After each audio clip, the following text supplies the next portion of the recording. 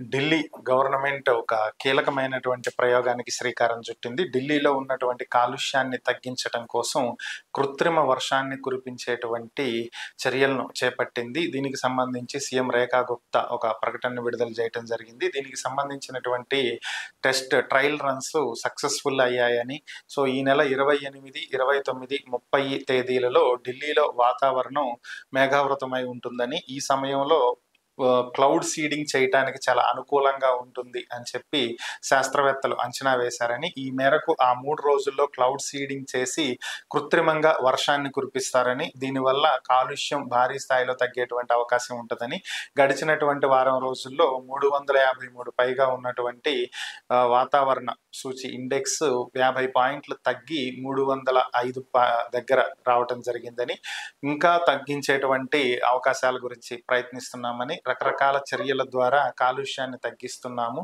కృత్రిమ వర్షం కూడా దీంట్లో ఒక భాగం అని చెప్పి ఆమె ప్రకటించారు.